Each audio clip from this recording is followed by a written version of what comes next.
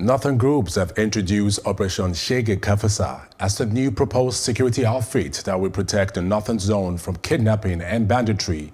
And the Christian Association of Nigeria (CAN) and the Nigerian Supreme Council for Islamic Affairs, the NSCIA, clash over President Buhari's statement over the major religion of victims of Boko Haram. This is Plus Politics, and I am Benny Ark.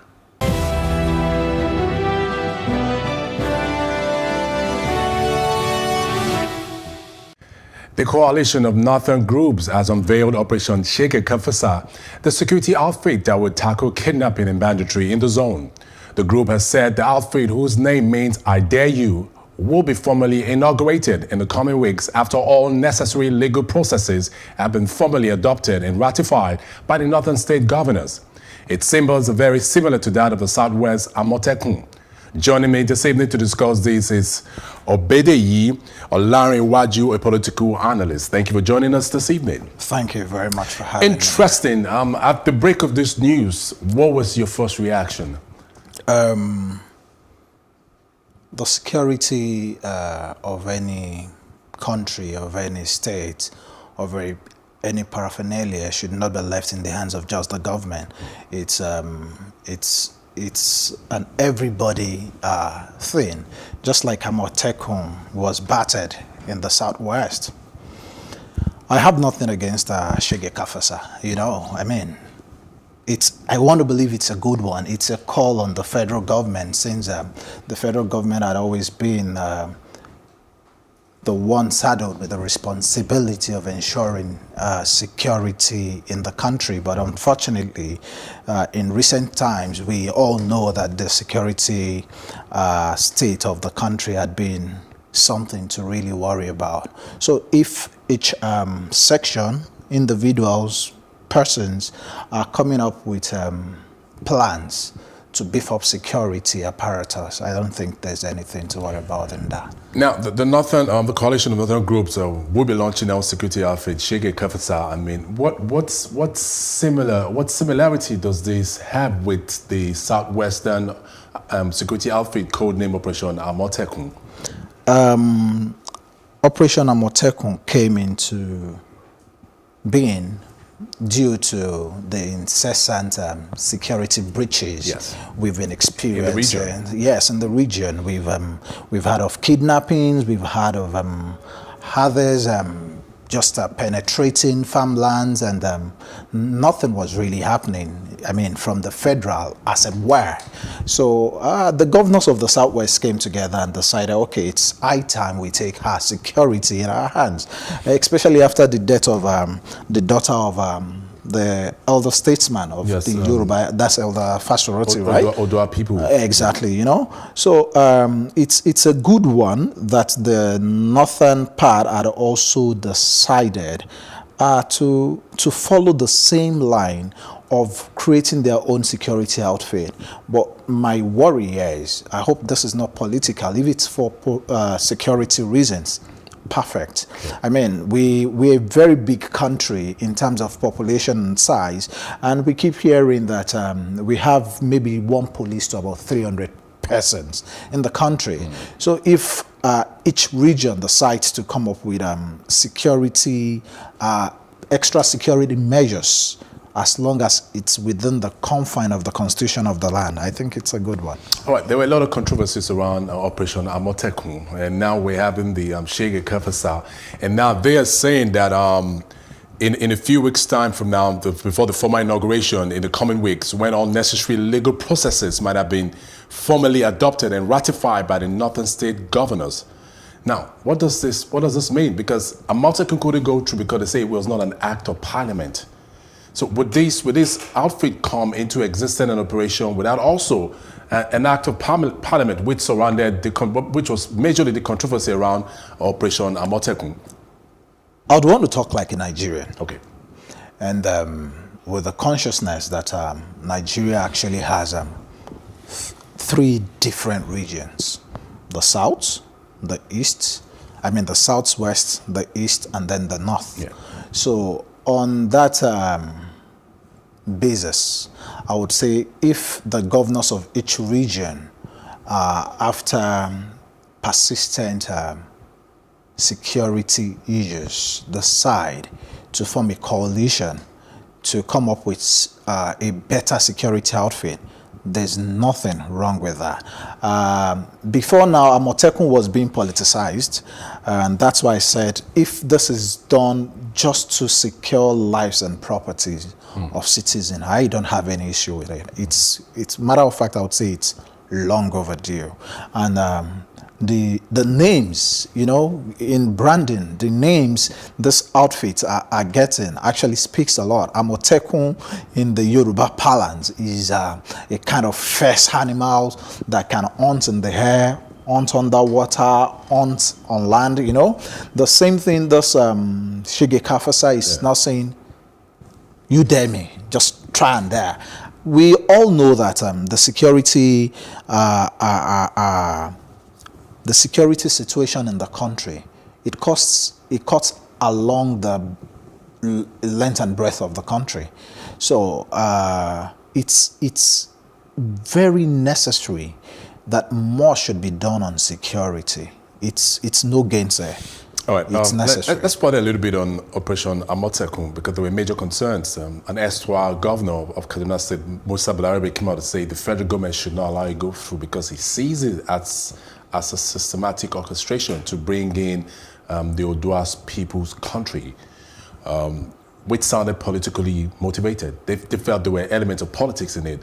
And now, will it be wise to say, based on that, because it seems the outfit Amotekun is here to stay, could this be a reason why the coalition of northern people are coming out together to create their own outfit? Like I said earlier on, I would want to talk like a Nigerian, not a Southwesterner or a northern person. The words of Balarabe was a politician's word, taken from the northern perspective. I wouldn't want to take it that way. And that's why I would say, okay, if the Southwest can have Amotekun, let the North also have Shege Fasa, you know?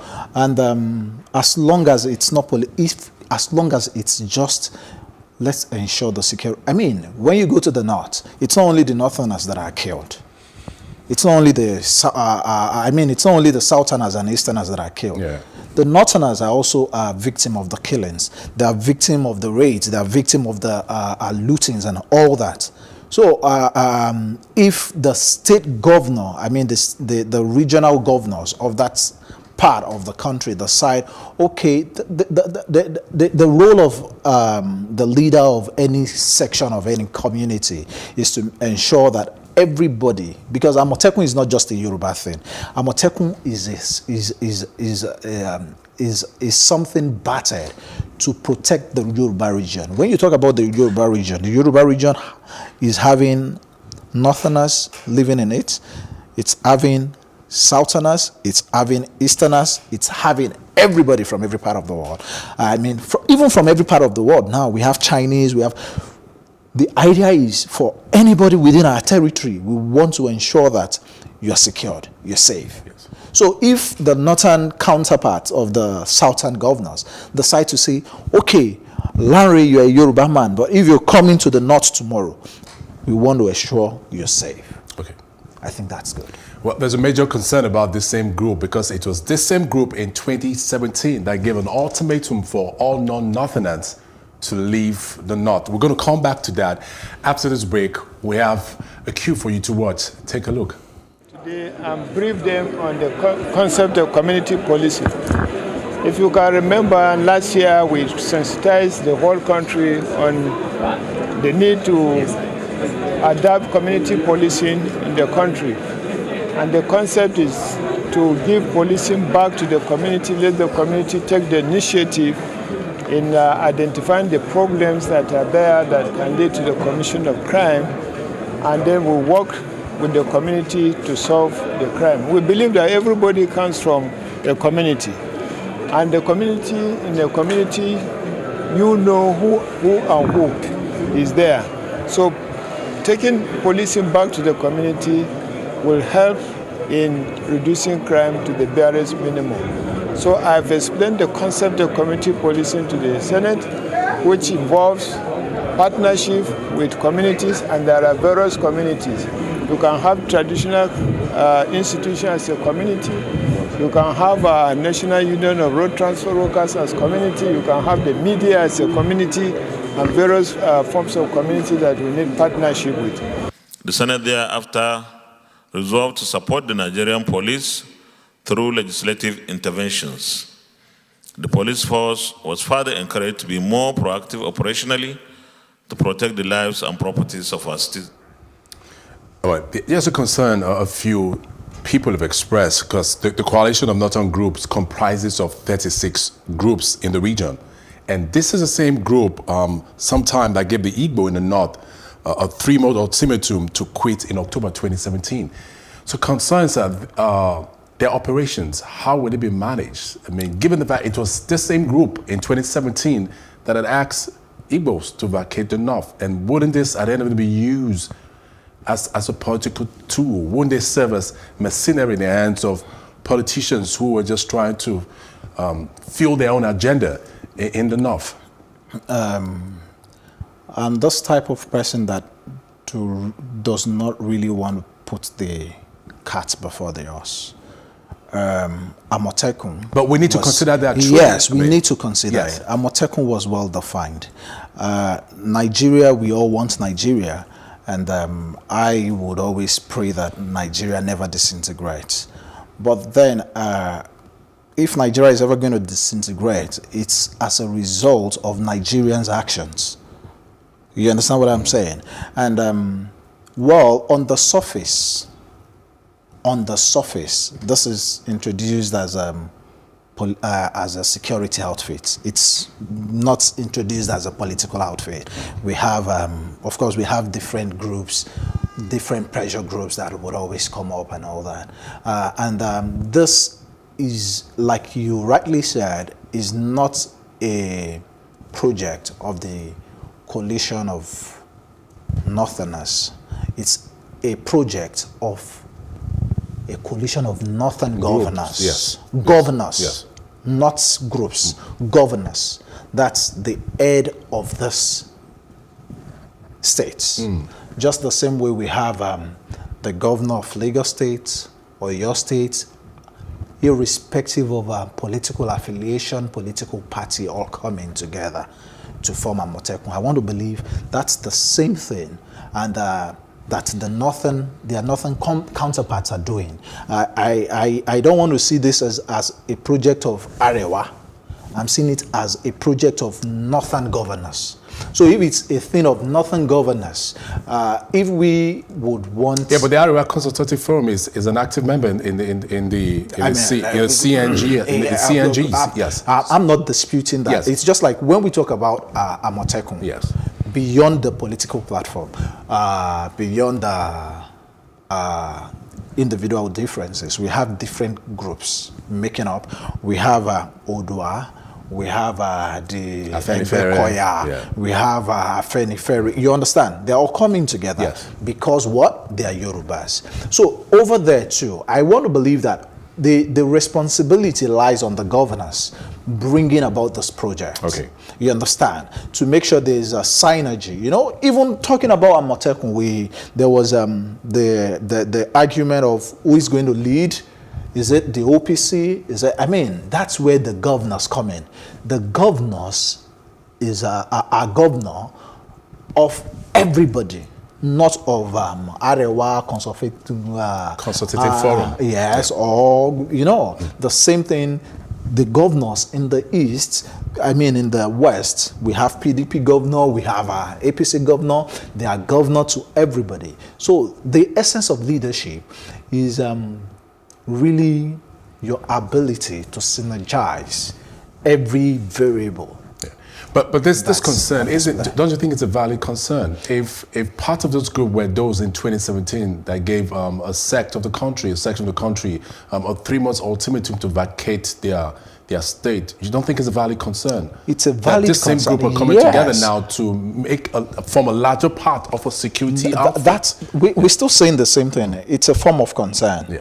Yeah. In the past, we've had people give ultimatum from every part of the country that It could be an ultimatum to the government. It could be an ultimatum to individuals. It's a concern. Yeah. But the essence of those ultimatums are actually based on this group's concerns. So as the leader that leads all of them, as the leader that represents all of them, that should protect everybody's interest. These are things, Shege, Fasa, I don't think it's just something two people decided and sat down. There will be negotiations. There will be discrepancies laid on the table. Yes. There will be, it's beyond the political sphere to it. I want to believe not all the northern groups have the same ideology. Okay. So it's about synchronizing all this. Well, let's put on regionalism of these security outfits. There are definitely pros and cons to the regionalism of the security outfits. Can we put on some of them for a moment? Because we're seeing regionalism when it comes to security. What are the pros? What are the cons? Talking about, let me start with the cons. Okay. Politicians can be very dubious at times. Some of them, of course not all of them, these outfits can be hijacked. Okay. And that's where the Constitution comes in. That's where the federal houses that comprises of all the states' representatives comes in. I want to believe, like, my grievances with Amotekun then was, Amotekun is a very good idea, but has it gone through all the necessary constitutional procedures? And I'm glad when those guys were going to come up with Shege Fasa, they're not launching yet. Yes. They would only launch after it had gone through all the necessary due diligence. So due diligence. So I want to believe that if, in truth, due diligence is observed, it's for the betterment of the country. Okay. I envisage a situation. We have Easterners in Lagos that are already Yorubas. Except they tell you they are Easterners, you don't know. You understand what I'm saying? They believe they have a great stake. And then we have Southerners in the north that are also probably having that kind of belief. So where the balance comes in is even in recruiting for this outfits. What's the recruitment style? What's the prerequisite?